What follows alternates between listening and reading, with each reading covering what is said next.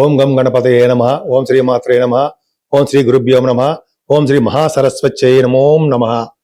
నేను మీ డాక్టర్ వాడరి వాదినారాయణరావు శర్మ. ఇప్పుడు మనం జూన్ 2వ తారీఖు నుండి గురుడు కర్కాటక రాశిలోకి ఉచ్చ స్థితిలోకి వెళ్తున్నాడు.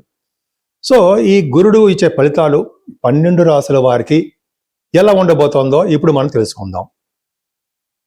ఈ గురుడు అనేవాడు కొన్ని రంగాలకి, కొన్ని రాశులకి శుభ ఫలితాలు, కొన్ని రాశుల వారికి అశుభ ఫలితాలు ఇవ్వడానికి అవకాశం ఉంది. దేవగురువు కాబట్టి శుభ ఫలితాలు ఇవ్వడానికి ఎక్కువ అవకాశాలు ఉంటాయి. కుంభరాశి వారికి మీ దాంట్లో ఆస్ట్రాలజర్స్ ఉన్నారు కదా, వాళ్ళకి చాలా బాగుంటుందండి. అంటే ముందు భవిష్యత్తుని చెప్పేవారు మీలో చాలా మంది ఉన్నారు. ఆస్ట్రాలజర్స్కి గురుబలం తోడవుతూ ఉంటుంది, బ్రహ్మాండం. పైగా 6వ భావం గురుడు గురించి ఒకసారి చెప్పుకుందాం అంటే, ఆయన ఏ భావాన్ని చూస్తున్నాడు? ద్వితీయ భావాన్ని చూస్తున్నాడు. కుంభరాశి వారికి ద్వితీయ భావంలో శని ఉన్నాడు. అంతకుముందు ఏం చెప్పాలనుకునేవాళ్ళం, మీ ఫ్రెండ్ సర్కిల్లో కానీ, భార్య భర్తల విషయంలో కానీ, బంధువుల విషయంలో కానీ, మీ మాట పరుషత్వంలో ఉండడం వలన, పరుషుగా మాట్లాడడం వలన వాళ్ళు బాధపడేవారు చెప్తూ ఉండేవాడిని. ఇప్పుడు అవే ఉండవు, చాలా బాగుంటారు, ప్రేమాభిమానాలతో ఉంటారు. మీరు చక్కగా మాట్లాడుతుంటారు, ముఖవర్చస్సు పెరుగుతుంది, ఎక్కువ మాట్లాడే శక్తి పెరుగుతుంది, కంటిన్యూస్గా మాట్లాడే శక్తి బాగుంటుంది.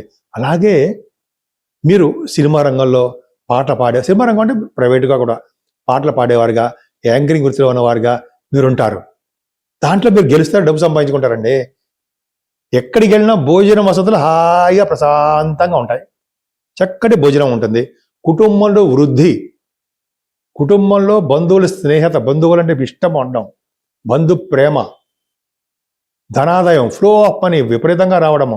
ఇంతకుముందు డబ్బులు లేవు మొర్రో అనుకునేవారు, ఇప్పుడు డబ్బులు ఏం చేయాలరా మొర్రో అనుకుంటారు. అలా కాదు అనుకోండి, అలా డబ్బు సంపాదన పెరుగుతుంది. అంటే మనకు ఐడియాస్ ప్రకారము ఏ విధంగా మనం నియమబద్ధంగా డబ్బు సంపాదించవచ్చు, ఎలా చేయొచ్చు అని, కష్టపడి ఎలా డబ్బు సంపాదించవచ్చు అనే మార్గాల ద్వారా మీరు ఉన్నతంగా, నియమబద్ధంగా, న్యాయబద్ధంగా ధన సంపాదన ఉంటుంది. అది కరెక్ట్. అంతేకాకుండా మీ తల్లిగారికి ప్రేమాభిమానాలు నిండుగా మీకు ఉంటాయి. అంతేకాదండి, 6వ భావాధిపతి గురించి చెప్పుకుందాం. 6వ భావంలో గురుడు మంచి చేస్తాడా? ద్వితీయాధిపతి, లాభాధిపతి పాపిగా చేస్తాడు. గురుడు 6వ భావంలో ఉన్నప్పటికీ మీకు శుభాలే చేయడానికి అవకాశం ఉంది. ఆయన ద్వితీయాధిపతి ఉచ్చ స్థితిలో ఉన్నాడు. అంటే ఏంటంటే శత్రువుల ద్వారా కూడా మీరు ధన సంపాదన ఉంటుంది. అంటే మొండి బాకీలు ఉంటాయి సరా, మనం ఎవరికైనా డబ్బులు ఇస్తాం, అవి పట్టాలు రావు, అవి వస్తాయి. అంతేగాని మేనమామలకి బాగుంటుంది. అలాగే స్టాంపింగ్, మీరు విదేశాలు వెళ్ళాలనుకోండి, ఆ స్టాంపింగ్ అవుతుంది. శత్రువుల వలన భయం ఉండదు, రోగాల వలన భయభ్రాంతులు ఉండవు, పైగా సేవాగా జనం కలిగి ఉంటారు. అన్నిటికంటే ముఖ్యమైన పాయింట్ తెలుసా అండి, మీరు కోర్టు కేసుల్లో ఏమైనా ఉంటే వాటిలో విజయం సాధిస్తారు. ఇది ఖచ్చితం. ఫేవరబుల్గా మీకు కోర్టు సంబంధించిన వ్యవహారాల్లో మీరు ఫలితం రాబోతోంది, ఇది రాసి పెట్టుకోవచ్చు. ఎందుకురా అన్నారు అనుకోండి, ఏముందండి, 6వ భావంలో గురుడు ఉన్నాడంటే విజయ పరంపరలతో ఉంటాడు. మీరు ఇస్తాడు కదా, అలా సంబంధించిన 6వ భావం కదా, మీరు గెలుస్తారు. ఉన్నతమైన విద్యలో గెలుస్తారు, రిటర్న్ టెస్టుల్లో, పోటీ పరీక్షల్లో గెలుస్తారు. లేడీస్ కూడా చెప్తున్నాండి, ఆడవాళ్ళకి వర్తిస్తాయి ఇవన్నీ. పోటీ పరీక్షలో కూడా బ్రహ్మాండంగా ఉత్తీర్ణత ఉంటుంది. విదేశాలు వీసా వెళ్ళడానికి స్టాంపింగ్ అవుతుంది. అంటే 6వ భావంలో గురుడు ఉన్నాడు కాబట్టి మళ్ళీ చంపేస్తాడు, అవేం ఉండదండి. మన అనారోగ్యం సృష్టిస్తాడు కాదు, గురుడు శుభాలే కలిగిస్తాడు. ఏవేందో మీకు చెడు మ్యాలిఫిక్ అయినా సరే గురుడు మంచే చేస్తాడు. అంతేకాకుండా గురుడు మీకు దశమస్థానం చోట్ల, అంటే మీరు చేస్తున్నటువంటి ఉద్యోగాల్లో హై లెవెల్లోకి వెళ్తారు. అంటే మీరు ఏంటంటే సివిల్ సర్వీసెస్, ఐఏఎస్, ఐపీఎస్ ఉంటారు సరే, వాళ్ళకి కూడా, పోలీస్ శాఖలో ఉంటారు, వాళ్ళకి న్యాయశాస్త్ర కోవిదులు, అడ్వకేట్స్, లాయర్స్ అంటారు సరే, వాళ్ళకి, బ్యాంకింగ్ రంగంలో ఉన్న వారికి, అలాగే విద్యా సంస్థలో పనిచేస్తున్న వారికి, లెక్చరర్స్, ప్రొఫెసర్స్ వాళ్ళకి, ఫైనాన్స్ రంగం, ఫైనాన్స్ అండ్ అకౌంట్స్ వాళ్ళకి, అంతేకాకుండా డాక్టర్స్ కూడా అండి. కొంతమందికి ఉద్యోగాలు రావట్లేదని, కొంతమందికి ఏమో విదేశాలు వెళ్ళలేకపోతున్నామని కొంతమంది ఫోన్ చేస్తుంటారు. వాళ్ళకి గురుబలం బ్రహ్మాండంగా ఉంది, సూపర్గా మీరు సక్సెస్ అవుతారు. దశమస్థానం బాగుందంటే సాఫ్ట్వేర్ రంగ ఉద్యోగస్తులకి, గవర్నమెంట్ సంబంధించిన ఉద్యోగస్తులకి, అరే బాబు మనకు ఉద్యోగం పోతుందా, ఎలాగరా బాబు అనుకోవాల్సిన అవసరమే ఉండదు. మీకు డబ్బు ఆదాయం పెరిగి తీరుతుందంటే సందేహం లేదు. అంతే కదండి, దశమస్థానం బాగుందంటే రాజకీయ రంగంలో పదవులు రావా? గురుబలం లేదా? ఖచ్చితంగా రాజకీయ రంగంలో పదవులు వస్తాయి. మీ వాక్శుద్ధి పెరుగుతుంది, ముఖవర్చస్సు పెరుగుతుంది. 12వ భావన కూడా చోట్ల గురుడు బ్యూటిఫుల్. 12వ భావన చూడడం వల్ల సన్మానాలు, విదేశీ పర్యటనలు, దైవ దర్శనాలు, గురువుగారులు పీఠాధిపతులు కలవడాలు. పైగా మీరు గురుడు మీకు 6వ భావంలో కర్కాటక రాశిలో ఉన్నాడు కాబట్టి యమున నది పుష్కరాలు, గంగానది పుష్కర స్నానాలు, గురువుగారి పీఠాధిపతులు కలవడాలు, వాళ్ళ ఆశీస్సులు తీసుకోవడాలు, ఎక్కువగా ధనం ఖర్చు పెడుతూ ఉండాలి. అలాగే సన్మానాలు, ఇవన్నీ ఒకదాని ఒకటి బ్రహ్మాండంగా ఉంటుందండి. మీరే భయపడే అవసరం లేదు. కుంభరాశి వారికి ద్వితీయ భావాధిపతి ద్వితీయ స్థానం చూసుకోవడం వల్ల కుటుంబంలో వృద్ధి, కుటుంబంలో కలిసే ఉంటారు, ధనాదాయం పెరుగుతుంది, అదృష్టము మీ చెంతే ఉంటుంది. లా రిలేటెడ్ సంబంధించిన విషయాల్లో గెలుస్తారు మీరు. గురుడు మారడం గురించి చెప్పుకుంటాడు కర్కాటక రాశిలోకి.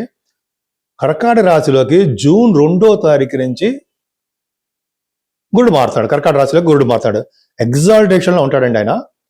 పైగా ఆయన 30 అక్టోబర్ 2026 అక్కడి వరకు ఉంటాడు. అంటే ఒక సుమారుగా 150 రోజుల పాటు కర్కాటక రాశిలో ఉండబోతున్నాడు, ఉచ్చస్థితిలో ఉంటున్నాడు.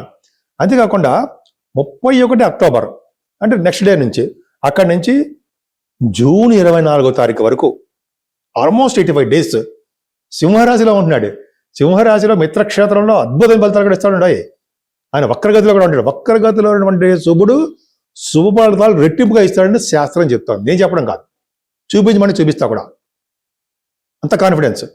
అంటే శుభగ్రహాలు వక్రిస్తే శుభ ఫలితాలు, చెడు గ్రహాలు అంటే శనిశ్వరుడు గ్రహాలు వక్రిస్తే చెడు ఫలితాలు ఎక్కువగా ఉంటాయని తెలిసిపోతుంది మనకి.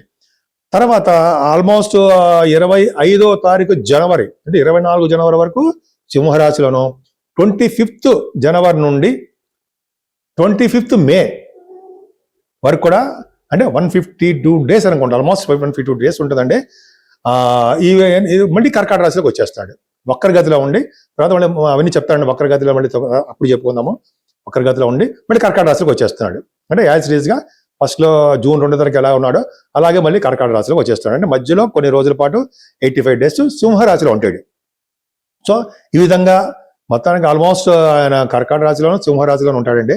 150 రోజులు కర్కాటక రాశిలోను, మళ్ళీ సింహరాశిలోనేమో ఆల్మోస్ట్ 152 డేస్ సింహరాశిలోను, 85 డేస్ కర్కాటక రాశిలో ఉండడము 150 డేస్, సింహరాశిలో ఉండడము 85 డేస్, అలాగే మళ్ళీ కర్కాటక రాశిలో రావడము 152 డేస్.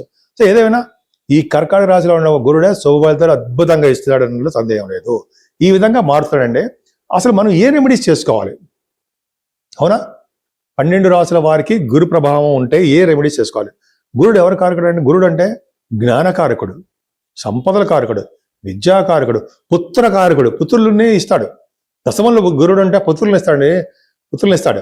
అలాగా సంతానం, పుత్రులని సంతానం కూడా ఇస్తాడు. గురుడు వలన దేవగురు కదా, ఆయన ముఖ్యంగా జ్ఞాన సంపదను ఇవ్వడంలో మనకు అద్భుతం. మరి జ్ఞాన సంపద రావాలంటే ఎవరండి? మేధా సహిత దక్షిణామూర్తి గారిని, ఆ స్వామివారిని పూజ చేసుకుంటే దక్షిణముఖంగా ఉంటారు కదా ఆయన దక్షిణామూర్తి గారిని పూజ చేసుకోవడం వల్ల, శివుడి రూపమే పూజ చేసుకోవడం వల్ల అనంతమైన జ్ఞానము వచ్చి తీరుతుందండి మనకి. సో దక్షిణామూర్తి గారిని పూజించడం మానకూడదు సంవత్సరం పాటు. అంతేకాకుండా శివుడికి అభిషేకాలు, గురుడు వలన శివుడికి అభిషేకాలు చేసుకుంటూ ఉండాలి. అన్నిటికంటే ముఖ్యము గురువుగారు లేక పాద పూజ. గురువుగారులు పీఠాధిపతుల్ని మనం కలిసి తీరాలి, కలిసి వాళ్ళ యొక్క ఆశీస్సులు తీసుకోవాల్సిందే. గురువుగారి యొక్క ఆశీస్సులు ఎప్పుడు తీసుకుంటామో గురుడు యొక్క ఆశీస్సులు కూడా మనకు ఉంటాయి. వేదవ్యాస మహర్షి కదండి, వేదవ్యాస మహర్షి వారిని పూజించడం సర్వ శుభాలు కలుగుతాయి. గురుడు అంతే కదండి, మన ఫస్ట్ గురువు గారిని పూజించాలి, తర్వాత దేవుణ్ణి. కాబట్టి గురువు గారిని వాళ్ళ యొక్క ఆశీస్సులు తీసుకుంటూ వాళ్ళు చెప్పినది చేసుకుంటూ మనం మిగతా రంగాల్లో ముందుకెళ్తూ ఉంటే సరిపోతుంది. అంతేకాకుండా విష్ణు ఆలయ దర్శనాలు, అమ్మవారికి ఆలయ దర్శనాలు చేసుకుంటే సరిపోతుంది. ఎక్కువగా దక్షిణామూర్తి గారిని కొలవడం వల్ల సర్వశుభాలు సర్వసుఖాలు కలిగి తీరుతాయి.